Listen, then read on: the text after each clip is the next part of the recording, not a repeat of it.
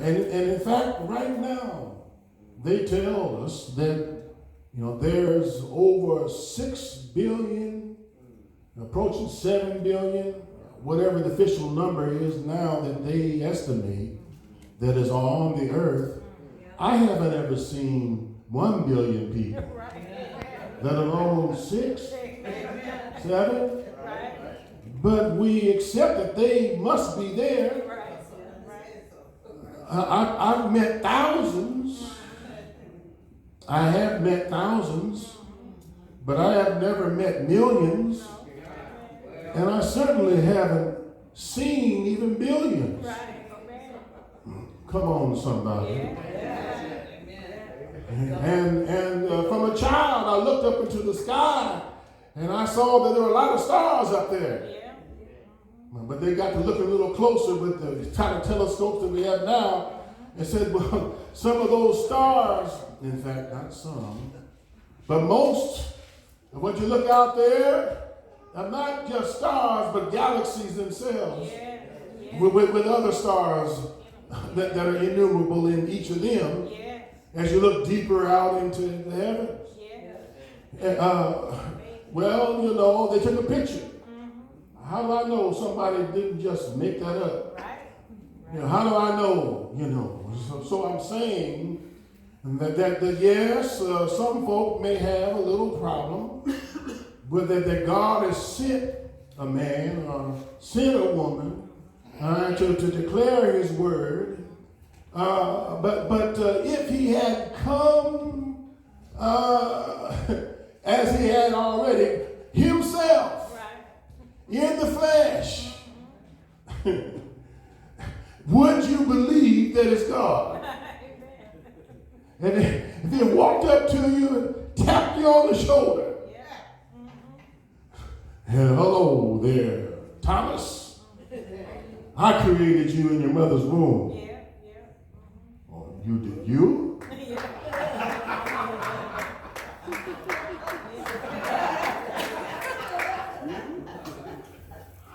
Yeah. And well, look what I can do. Pop, pop, pop. Oh, that's some pretty fancy magician work there. But I've seen that on TV. Well, did you know? You saw it on TV, but did you know what you're looking at? Just looking at a flat screen. How do you know that was a real magician? Come on, somebody. So, I've never met, there's a lot of folks that's in the news. I never met them. And in fact, they got some recording of some voice. But I also know that, as they tell me, you can make up a picture. You can make up a voice. Come on here. I'm sitting next to my wife, and I see her making pictures of herself. I said, they got some kind of app now on the phone. Okay, and she's sending them to the grandkids. Make up a picture, that looks like, but not quite like, but a picture. Oh, yeah.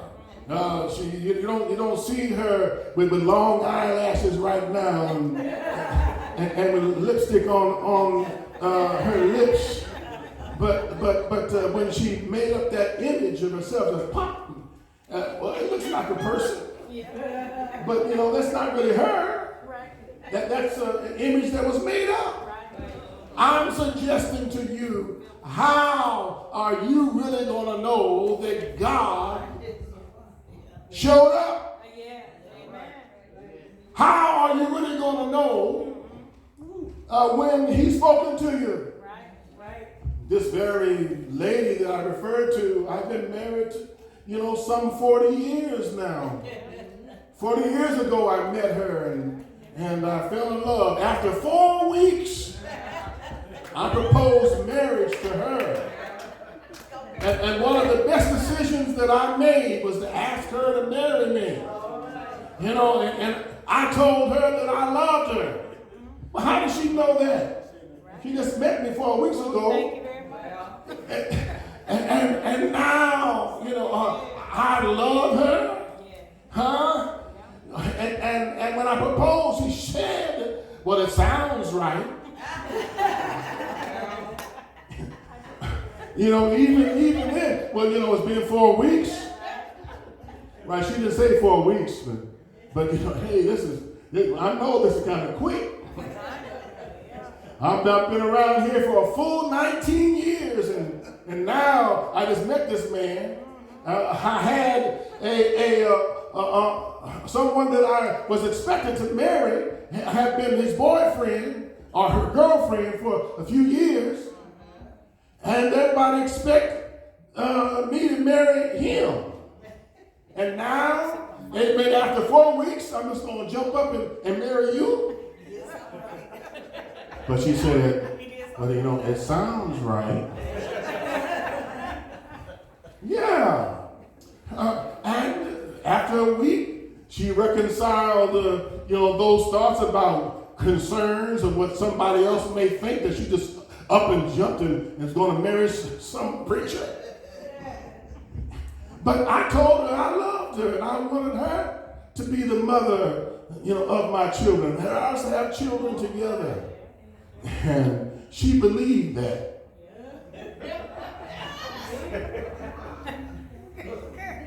Yeah. How did she know? And I told her, that I love her, but she told me at some point. Now, I have not over these 40 years been with her every second of the day. Right. I haven't been with her, even if I had been with her every second of the day, when she told me she loved me, how do I know that's really the case? Can I get inside her mind and find out, what she really is thinking? I know what she told me. And she act like she loved me.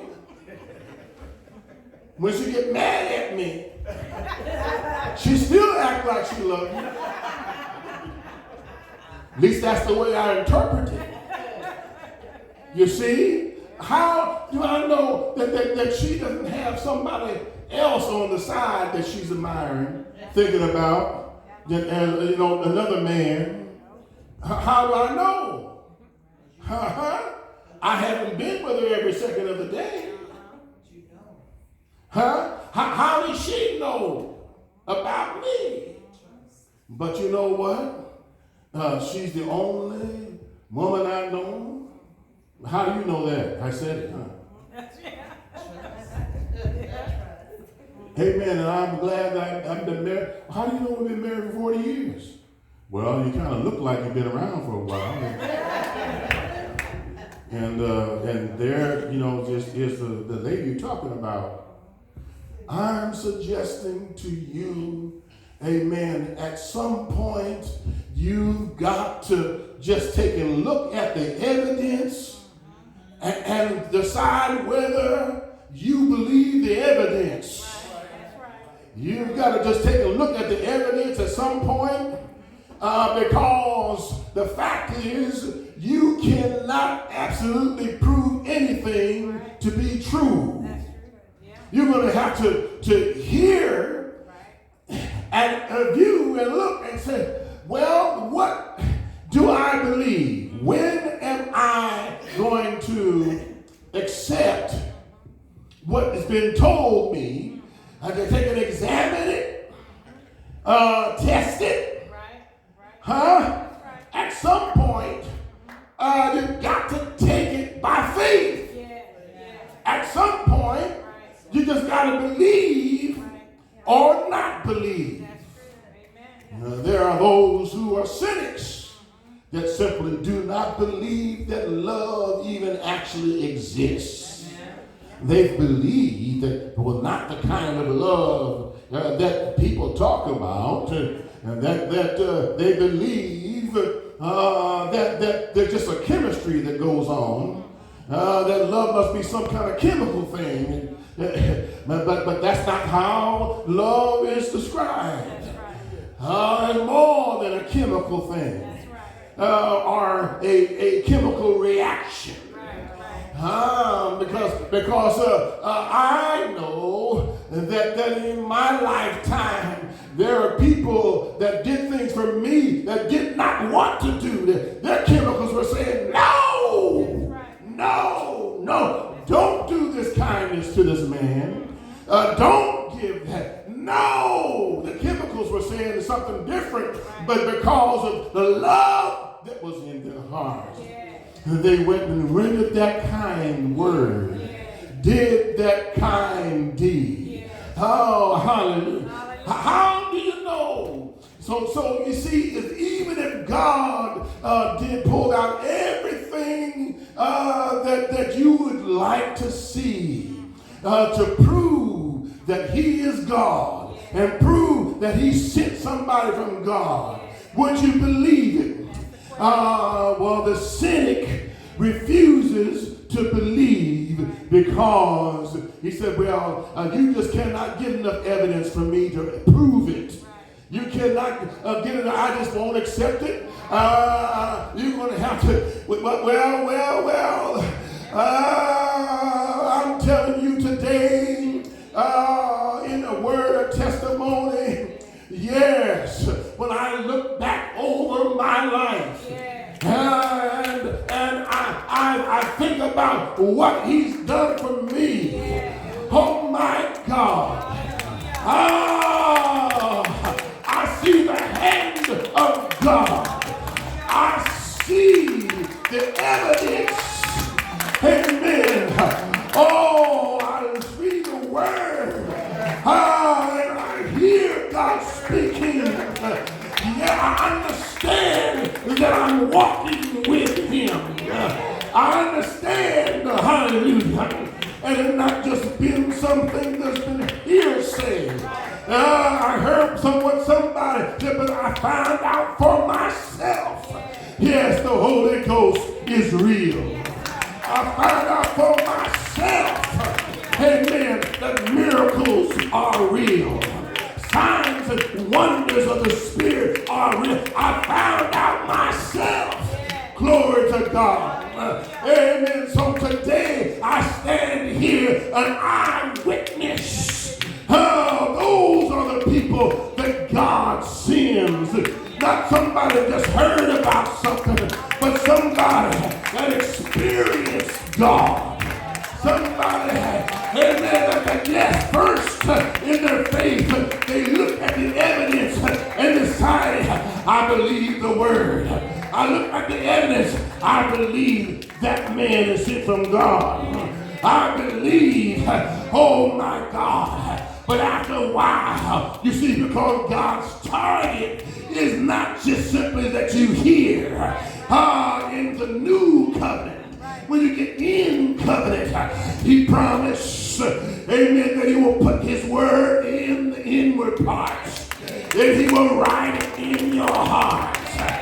He promised that in this new covenant, amen, that everyone, from the least unto the greatest, they all shall know him.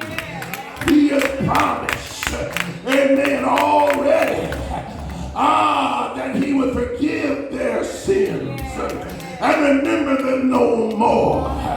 Before you were born, he had already decided he was going to forgive you of your sins. Before you were born, he decided that you were going to know him. Before you were born. You said, well, how's that? This is what we brought out. Amen. In the study just recently. Amen. Don't you know that my wife and I, when we got married, yes, just 4 months later, that we tied the knot. We had a date a year after the fact that we got engaged. But since I was on the evangelistic field and traveling, I forgot. And we talked about it here recently. My wife suggested, amen, that I had brought it up as a possibility that we could move the date up because because I was going to be gone. The reason I met her was because I was a traveling evangelist. And just because I got engaged, I was not going to stop, amen, traveling, preaching the gospel of Jesus Christ. Amen. And back in those days, you didn't have smartphones. Amen. You didn't have that. Back in those days, they had long distance charges. Amen. If you called on the phone, just a few minutes, because you were out of the local area, boy, the clock ticking, amen, and you want to have a big phone bill. Come on here. But I was going to be out there preaching the gospel. So I had forgotten, but she reminded me, well, you brought it up, said we should move the date up maybe. He said, well, and she agreed. So 4 months after, amen, that we got engaged, amen, we got married. Amen. We got married, and she joined me, amen, as a preacher's wife on the evangelistic field. And then after I had been on the field for 1 year, I found my wife. I wasn't out there looking for a wife. Amen. Yeah. When you are 25 years old and a preacher, amen, I tell Ed Austin, even sometimes I wondered why they had me there. Because after I got there, they would say, we got this sister over here. I'm not here, amen, to meet a sister. I'm here to preach the gospel. Yeah, well, we know, brother. We know. But we just thought to since you while you're here, there's this sister here. And if you'd like to get acquainted, you can. Well, that sister I shook hands with her? Yeah. Well, I guess I already met her. Thank you. I'm not interested. I'm here to preach the gospel. And so when I came, amen, over here to this man's church, from this man's invitation to come and preach there, amen, and so I didn't come, amen, to find somebody. Amen. But after preaching 1 week of revival, amen, the pastor said, well, let's have a second week. And I preached the second week, going night after night. Which was Tuesday night, Wednesday night, Thursday night, Friday night, you know, and Sunday night. Let's go another week. All right, well, let's go another week. Oh my God. Oh my God. When I look back over my life, and I think things over. Oh my God.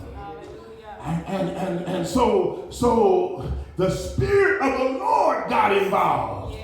And so this may be somewhat of a hodgepodge testimony exhortation.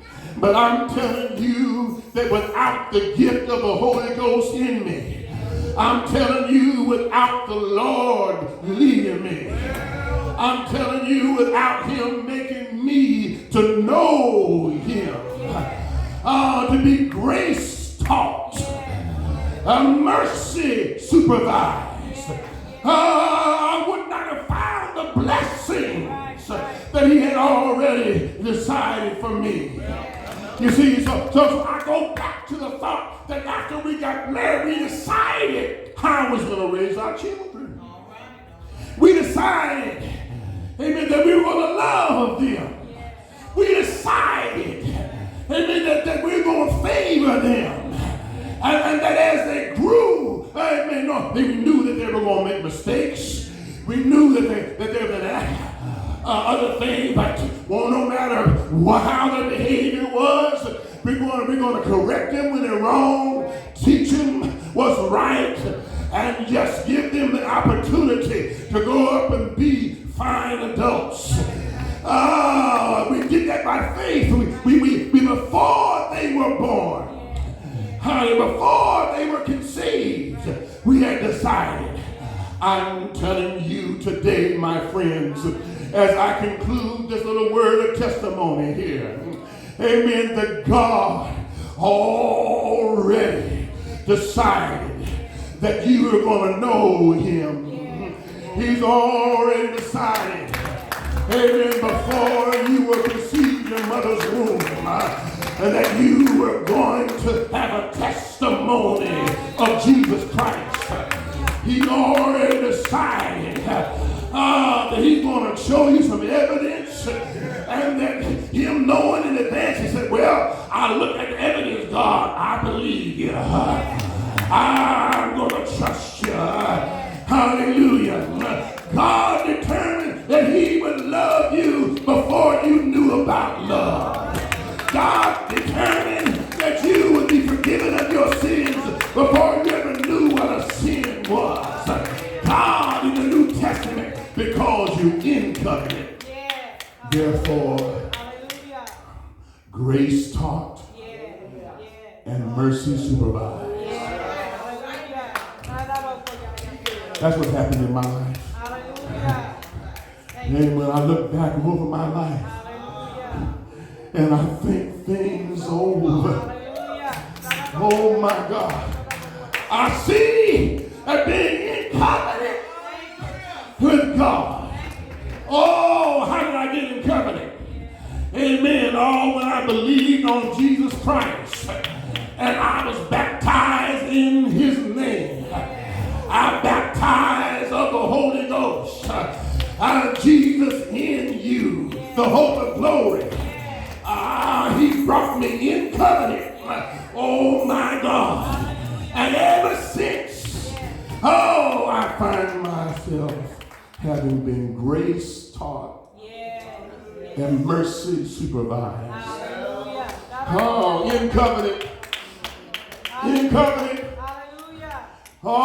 Grace taught and mercy supervised. Hallelujah. If you don't have the Holy Ghost today, amen, you can have the Holy Ghost. If you don't know him yet, you can know him for yourself. I'm telling you, amen, you have an eyewitness minister here. I have been an eyewitness. I can tell you, it seems that there have been some over 27 miracles, signs and wonders that I have seen God intervene in my life so that his perceived will in my heart, as I heard and he made me understand what his will is, he proved them. Oh yes, I proved God. I proved him. I proved him. I proved him.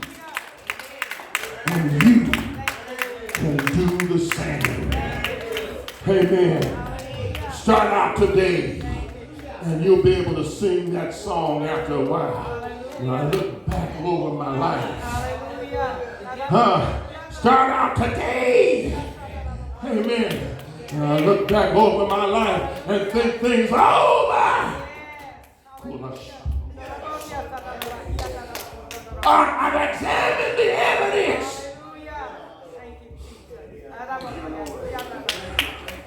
I know God sends men and women that know him, that walk with him. Now there are many, Jesus said, there's many false prophets. That there would be many false prophets. Not everybody that's preaching. I said, well, they preach the word of God because they pick a scripture. Wait a minute. The word of God is the word of God because you've heard. That's right. You've heard God speaking. The word of God is the word of God. When you've heard, how does the scripture apply to you? How does his word apply in your situation? Now you've got faith. Because faith comes by hearing, and hearing by the word of God. Just because you heard some scriptures read or quoted doesn't mean that you heard the word. That's right. I already told you, my wife believed me when I told her that I loved her. But it could have been that even though I spoke those words and the physical vibration of those words fell upon her ears, but she still would not have heard it. No, I don't think you love me. Still don't hear it. Even though it's said it and showing it by deeds as well as words. I don't believe it. When you hear, you will come to an understanding of what it is. Oh my God. Amen. And so Paul in the writing said, how received ye the Holy Ghost? By the works of the law or by the hearing of faith? I know something about it. Amen. It wasn't by works of righteousness which I've done. He had already decided. It wasn't, that I was going to be a good boy and just all of that. Whether whatever my behavior was going to be, he had already decided. John's going to know me. Hallelujah. And I'm going to forgive his sins. Thank you, Jesus.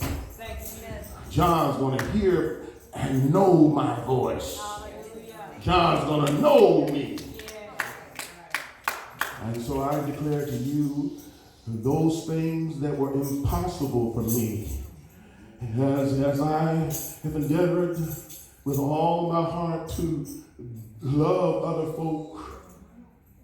And sometimes when you love folk and you can't give them what they desire and needed, you yearn as yourself that somehow, though I love them, amen, I've got to get this for them. How can I do it? I don't have the money. I don't have the means. Oh, I'm telling you that when I didn't have the means, when I didn't have the money, I was short on ability. The limits of my ability were obvious. But because I heard, I had an understanding of what God's will was applied in that situation. Said, Lord, I believe you that you're going to provide the way, amen, to help me get this for them. And God opened doors. God had the mountains moved. Amen. What was impossible for me to do, I witnessed God do it. Hallelujah. Because I didn't simply have the human love baptized in me. I had the Almighty's love. The love of God baptized in me. And he wanted me to know him by showing his ability. How what he can do when you believe and trust in him. Ooh, when I look back over my life and I think things over. Hallelujah. Amen. You may not believe, amen, that somebody sent by God or not. Yeah. Back in the day, John the Baptist, he wasn't sent by God. But Jesus bear witness of him. The Pharisee didn't believe Jesus. I don't care how many miracles he does. Nah, he's the devil. Because he didn't say the things that they wanted to hear. That's right. That's right. That's right. Amen. But look at, amen, the witness. And a great cloud of witnesses. And now also look at what the Lord has done now also in my life. Things that were absolutely, undeniably impossible to be done because it was beyond my ability. I heard the word and I believed Yes. the word. Yes. And I saw the promise come to pass. Yes. Hallelujah. No. Thank you, Jesus. You can't tell me that faith doesn't work. You cannot tell me now, amen, that there ain't no Holy Ghost and that there ain't no, amen. When I look back over my life, and I think things over. I was 16, that boy came to the Lord, but now I'm going to be 66. I know God. I know him for myself. I know him. I'm a witness, an eyewitness. It's not hearsay. It's not something I just heard somebody talk about. It is something I found out for myself. Start now.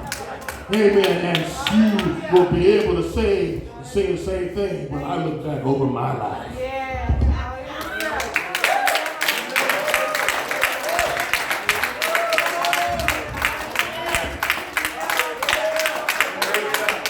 Amen. We've heard the word of God today. And I'm going to ask everyone to stand. And we are here at our altar call. And I want to piggyback by saying that God can meet your need. Yes, He can. And whatever it is that you're needing from God, He can give you Hallelujah. if you believe Him. Yes. The best thing for you to do is surrender your life to Jesus Christ. Hallelujah.